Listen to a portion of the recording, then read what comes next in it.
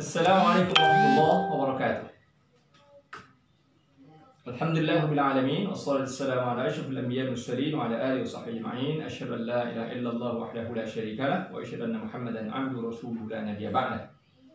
Kaum muslimin kaum muslimat yang dimuliakan oleh Allah Subhanahu wa taala, kita lanjutkan pembahasan kita membaca kitab Fiqhus Sunnah, masih dalam bab fiqhun nikah, ya, fikih nikah, bab an-nikah, az-zawaj, yang ditulis oleh Fadilatul Syekh Sayyid Sabiq rahimahullah, masih dalam bab at-targhib fi zawaj, ya, dorongan motivasi dan menikah, ya. Dorongan Islam, bagaimana Islam mendorong motivasi setiap muslim untuk menikah. Jangan takut menikah dan memahami betapa besarnya keutamaan ketika orang menikah. Warawa Muslim an Abdullah bin Amr ibn al-As anna Rasulullah sallallahu alaihi wasallam qala ad-dunya mata' wa khairu mata'iha al-mar'atu salihah. Nah, di sini dari Muslim dari Abdullah bin Amr bin As bahwa Rasul bersabda, ad-dunya mata', dunia itu adalah kenikmatan, wa khairu mata'iha al-mar'atu salihah, dan sebaik-baik kenikmatan yang kita dapatkan di dunia itu adalah al-mar'atu salihah, istri yang salihah. Waqad yukhayyaru lil-insani fi lahzatin min lahzat yaqzatihi ar-ruhiyyah ay yatabattala wa yanqati' an kulli sha'nin min shu'uni ad-dunya fa yaqumu al-layl wa yasumu an-nahar wa yantazilu an-nisa wa yasiru fi tariq ar-ruhbaniyyah al-munafiyah li tabi'ati al-insan. Ternyata ini digambarkan oleh Syekh Sa'di dalam kitab ini, ternyata juga ada manusia, dan memang nanti kita akan baca hadisnya dituliskan di sini. Ada sebagian manusia yang ingin melepaskan diri dari urusan-urusan dunia ini, ingin fokus ibadah saja, ingin konsentrasi ibadah semaksimal mungkin. Dan ini sesuatu yang jelas bertentangan dengan tabiatul insan, dengan karakter sifat manusia, kemanusiaan kita yang Allah ciptakan. Maka ya'lamul Islam anna dhalika munafun li fitrati wa mughayirun dini wa anna sayyidal mursalin wa akhsha an-nas lillahi wa atqahum lahu kana yasumu wa yuftir wa yaqumu wa yanam wa yatazawwaju nisa. Ya. Islam mengajarkan bahwa cara seperti itu jelas tidak dibenarkan. Itu bertolak belakang dengan fitrah manusia, itu bertentangan dengan ajaran Islam, dan bahwa wa anna sayyidal anbiya, Rasulullah sayyidul anbiya, penghulu seluruh nabi terbaik, ya. Dan beliau wa akhshan nasi lillah, Rasulullah itu adalah orang yang paling takut kepada Allah, wa atqahum lahu, dan orang yang paling takwa kepada Allah. Apa yang dilakukan Rasul? Karena yasumu iftar, beliau berpuasa, beliau juga berbuka. Jadi nggak puasa terus, ada saat puasa, ada saat berbuka. Wa yaqumu yanam, beliau bangun di malam hari, bahkan bangun sejak sepertiga malam. Wa yanam, tapi beliau tidur juga, ya. Wa yatazawwaju nisa, dan beliau juga menikah, ya. Beliau juga menikah. Wa anna man hawala al-khuruj an hadhihi falaysa lahu syaraful intisab ilaihi. Maka ditegaskan oleh Syekh Sa'di, kalau ada orang yang ingin keluar khuruj, ya, ingin keluar an hadhihi, ingin keluar dari hidayah, dari petunjuk, dari pedoman yang sudah dicontohkan oleh Rasul, falaysa lahu syaraful intisab ilaihi, maka orang seperti itu tidak layak mencari kemuliaan dengan menisbatkan dirinya kepada Rasulullah SAW. Kan tidak begitu cara Rasul. Maka rawal Bukhari Muslim an Anas radhiyallahu anhu qala, maka kutipkan pun hadis yang diriwayatkan oleh Bukhari dan Muslim di muttafaqun alaih, ya, dari Anas, semoga Allah meridhoinya, dari beliau Rasul bersabda, jaa thalathatu rahtin ila buyuti azwajin nabiy sallallahu alaihi wasallam yas'aluna an ibadatin nabiy sallallahu alaihi wasallam falamma akhbaru ka'annahum taqaluha faqalu. Suatu ketika datang 3 orang ke rumah istri Nabi, ya. Mereka bertanya tentang an ibadatin nabi, tentang bagaimana sebenarnya ibadah Rasul, ya. Lalu ketika dikabarkan kepada mereka tentang bagaimana ibadah Rasul itu, ka'annahum taqalu. Nah, jadi ini ada riwayat tentang, dari cerita tentang kehidupan Rasulullah, ibadah Rasul dari istri-istri Rasul yang ternyata menurut ukuran sahabat kok kayaknya biasa-biasa saja. Jadi ini harus kita dudukkan, ya. Ada kalanya kita baca riwayat, ada hadis-hadis tentang bagaimana hebatnya ibadah Rasul. Nah, di sini ini pas ketemu hadis tentang bagaimana ibadah Rasul itu ternyata biasa-biasa saja, menurut standarnya sahabat waktu itu. Faqalu, lalu mereka berkata, wa aina nahnu minan nabiy sallallahu alaihi wasallam qad ghufira lahu ma taqaddama min dhanbi wa ta'akhkhar. Rasul begitu, karena beliau Rasul. Wa aina nahnu, sementara kita dibanding Nabi enggak ada apa-apanya. Rasul itu qad ghufira lahu, beliau sudah diampuni ma taqaddama min dhanbihi wa ma ta'akhkhar. Sudah diampuni semua dosa-dosa beliau yang telah berlalu, dan kalau misalnya ada yang tidak sudah diampuni oleh Rasul. Maka qala ahaduhum, maka salah seorang di antara sahabat itu berkata, amma ana fa inni usalli al-lail abada. Saya akan salat terus sepanjang waktu. Wa qala akhar ana asumu ad-dahr wa la uftir. Saya akan puasa terus, enggak akan pernah berbuka. Wa qala akhar, yang satu lagi berkata, ana a'tazu nisa fala atazawwaju abada. Saya akan menjauh dari wanita, saya enggak mau menikah.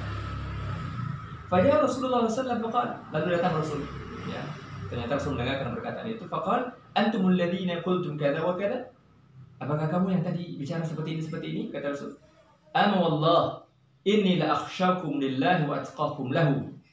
Ketahuilah, demi Allah, aku adalah orang yang paling takut kepada Allah di antara kamu semua ini, kata Rasul.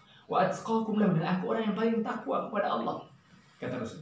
Lakinni asumu wa uftir wa usalli wa arqud wa atazawwaju nisa faman raghiba an sunnati falaysa minni.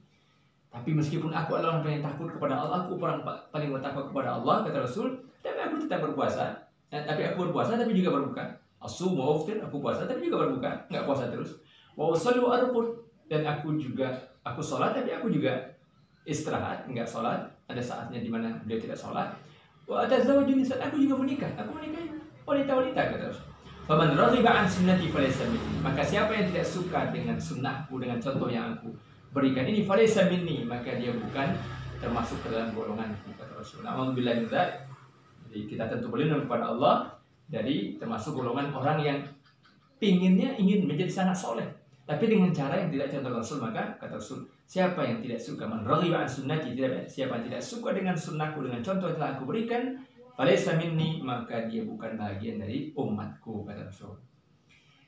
Baik, kita lanjutkan apa yang ditulis oleh Syekh Sabiq. Wa zawjatu salihatu faydun min as-sa'adati yamuru al-baita wa yamla'uhu sururan wa bahjatan wa ishrafan. Fa'an Abi Umamah radhiyallahu anhu 'an an-nabi sallallahu alaihi wasallam qala mastafada al-mu'min ba'da taqwallahi 'azza wa jalla khairan lahu min zawjatin salihah. In amaraha ata'athu wa in nazara ilayha sarrathu wa in aqsama 'alayha abarrathu wa in ghaba 'anha nasahathu fi nafsiha wa malihi. Rawahu Majah. Istri yang salihah itu adalah nikmat yang sangat luar biasa yang Allah berikan, sekaligus juga merupakan sumber kebahagiaan yang Allah berikan, yang dengan itu kemudian rumah menjadi penuh dengan kegembiraan, sukacita, kebahagiaan, dan kemuliaan. Lalu dikutipkan hadis dari Abu Umamah, semoga Allah meridhai beliau, dari Nabi SAW. Rasul bersabda, mastafadal mu'min, tidaklah seorang mukmin itu mendapatkan manfaat yang paling besar ba'da taqwallah azza wa jal, setelah takwa. Jadi sesuatu yang paling besar manfaatnya bagi seorang mukmin pertama adalah takwa. Nah, sesudah itu apa? Khairul lahu min zawjatin salihah. Setelah itu yang paling besar manfaatnya bagi seorang mukmin adalah zaujatun salihah, istri yang salihah. Bagaimana istri itu? In amaraha ata'athu, apabila sang suami itu memerintahkan, yang menyuruhnya melakukan sesuatu, ata'athu, dia taat kepada suami. Wa in nazara ilaiha sarrathu, dan kalau sang suami ini melihat, memandang istrinya itu, sang istri mampu membuat suaminya bahagia dengan penampilannya, dengan senyumnya, dengan akhlaknya, dengan kebaikan. Wa in aqsama alaiha abarrathu, dan apabila sang suami membagi hartanya dalam kehidupannya, dia mampu membalasnya, dia berbakti pada suaminya. Wa in ghaba anha nasahathu fi nafsiha wa malihi, dan apabila sang suaminya sedang tidak bersama istri, mungkin pergi kerja, mungkin tugas dakwah, mungkin macam-macam hal-hal yang baik, tentu saja si istri ini mampu menjaga dirinya dan juga mampu menjaga harta yang ditinggalkan oleh suaminya. Hadis ini diriwayatkan oleh Imam Ibnu Majah. Wa an Sa'id bin Abi Waqqas radhiyallahu anhu qala Rasulullah sallallahu alaihi wasallam min sa'adati ibni Adam thalatha wa min shaqawati ibni Adam thalatha. Min sa'adati ibni Adam al-mar'atu as-salihah wal maskan as-salih wal markab as-salih, wa min shaqawati ibni Adam al-mar'atu as-su' wal maskan as-su' wal markab as-su'. Rawahu Ahmad bi sanad sahih. Ya. Dari Sa'ad bin Abi Waqqas, salah seorang sahabat terbaik Rasul, semoga Allah meridhai beliau. Rasul bersabda, ada 3 hal yang menjadi tanda dan sumber kebahagiaan anak Adam, kata Rasul. Dan juga ada 3 hal yang menjadi sumber kesusahan, kesulitan bagi anak Adam. 3 hal yang menjadi sumber kebahagiaan anak Adam adalah al-mar'atu shalihah, istri yang salihah, wal maskanus shalih, dan tempat tinggal yang nyaman, yang baik, wal markabus shalih, dan kendaraan yang baik. wa min syaqawati bani Adam, dan yang menjadi sumber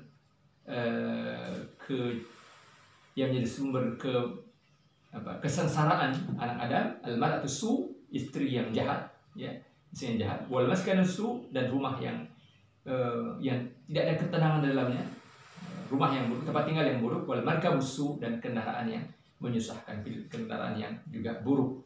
Hadis ini riwayat Imam Ahmad bisa sanadin sahih, dengan sanad yang sahih. Baik, sampai di sini ya, ada sangat banyak dalil sesungguhnya yang masih bisa kita baca, termasuk yang ditulis oleh Fadilatul Syekh Said Sabiq dalam kitab ini, tapi kita cukupkan di situ tentang bab at-targhib fi zawaj, motivasi menikah, bahwa ada begitu banyak kebaikan yang Allah berikan bagi orang-orang yang mau menikah. Karenanya orang-orang mukmin itu sangat dianjurkan sekali untuk menikah dan menjadikan nikahan itu betul-betul sebagai ibadahnya kepada Allah Subhanahu wa taala. Wallahu a'lam bis-shawab. Wassalamualaikum warahmatullahi wabarakatuh.